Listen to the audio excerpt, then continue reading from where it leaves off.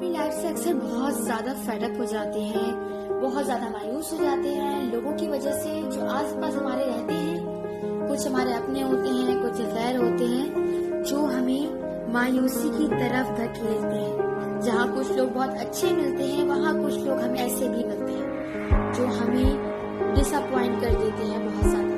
ہم بہت زیادہ ڈس اپوائنٹمنٹ کی وجہ سے لائف سے اکتا جاتے ہیں۔ یہاں پہ میں آج اس بات کو ایک مثال سے شروع کروں گی۔ میری امی لوبیا بہت شوق سے بناتی ہیں، مگر پکانے سے پہلے ان کو صاف کرتی اور گندے خراب دانوں کو پیچھے صحن میں پھینک دیا کرتی تھی اور بناتی صرف اچھے دانے تھے، مگر جیسے ہی بارش آتی یہ گندے اور خراب بیج ٹوٹ جاتے تھے اور صحن ہریالی سے بھر جاتا تھا، اور یہ بہت خوبصورت احساس ہوتا ہے۔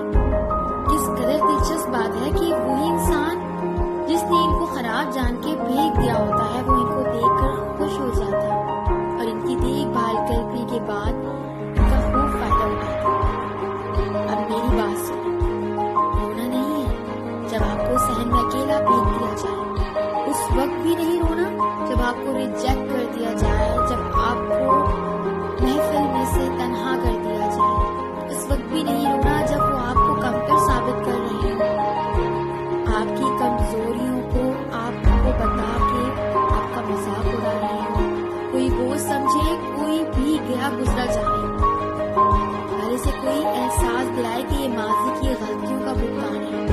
گھبرانا نہیں ہے کیونکہ بارش آئے گی۔